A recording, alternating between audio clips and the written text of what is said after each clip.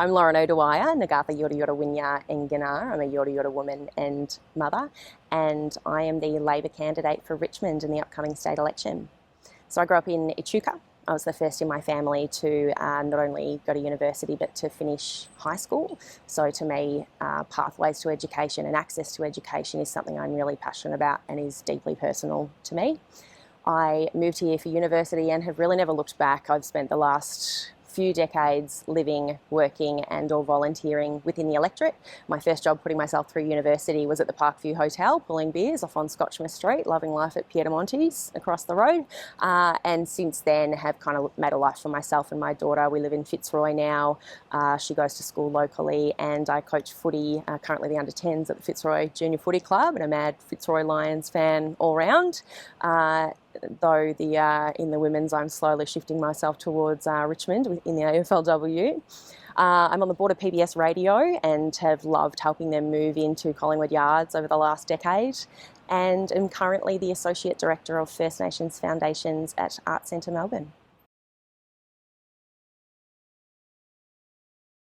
As someone who spends a lot of time walking, cycling, driving around these streets, or taking my dog Patty Smith around the streets, it's really important to me that our streets are not only safe places for all of our community, but well integrated and accessible. I recently broke my foot, so I have a very short personal lived experience of how inaccessible our built environment is.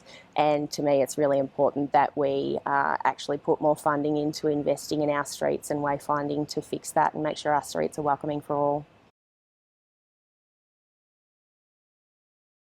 For me, young woman, a mum, walking the dog around the suburbs, it's important to me that our streets are safe.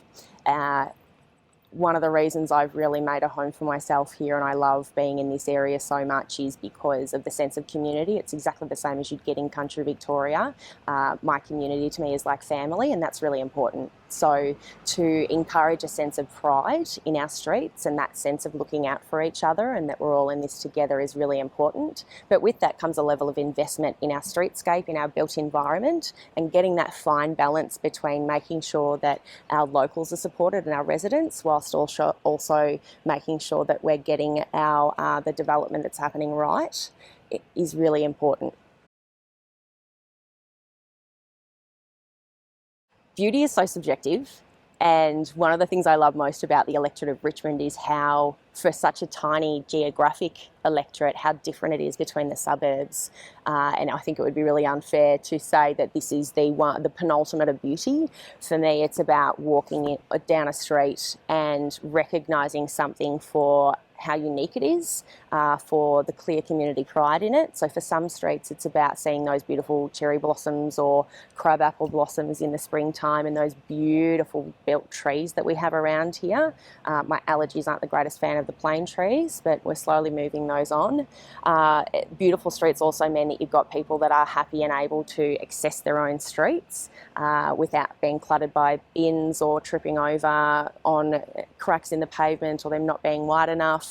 It's also around acknowledging how amazing our area is in the inner north for street art and creativity. We've got places like Collingwood Yards, like Juddy Roller, and all of the amazing street artists that we have in this area, and being able to understand that there is a place for our beautiful greenery and that sort of built and established trees and gardens, and there is also a place for that great urban gritty street art where you can find some of the best culture not only in the country but in the globe, is something that we should be really proud of.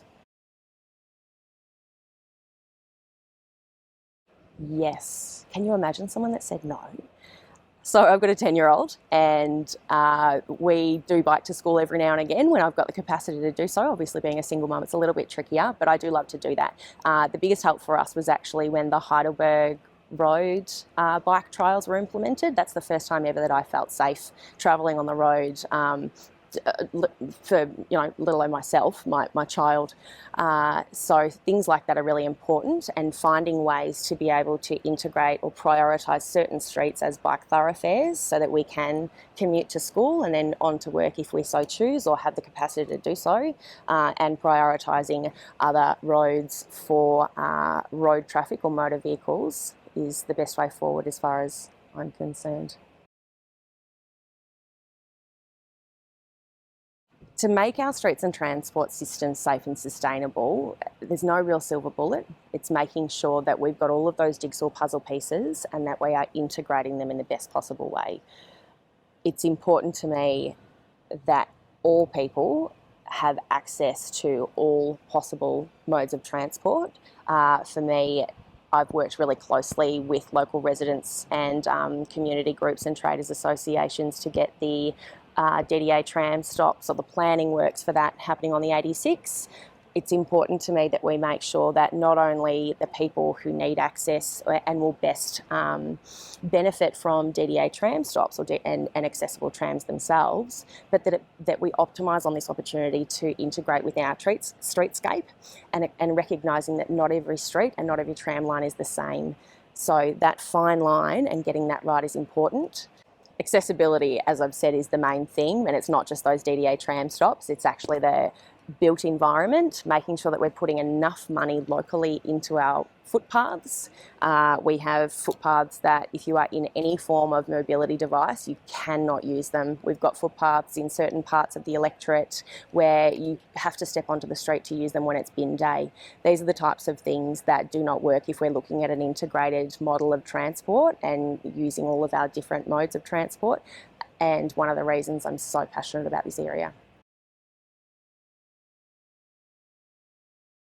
Transport Integration Act. For me, it's about access for everybody at all times, making sure that we have every single possible mode of transport available to anybody who needs it. We've got casual workers that need to be able to continue to use our roads, to be able to park their cars to get out to their shift work. We've got people who would much prefer to use public transport, myself included, and with that means making sure it's accessible to all, to be able to commute to work using bikes and other modes of smaller transport can only be done if we've got the right shared pathways in place, and this can only be done with someone talking really closely with local community and understanding all the different suburbs and the jigsaw puzzle pieces we need to put together to get this right.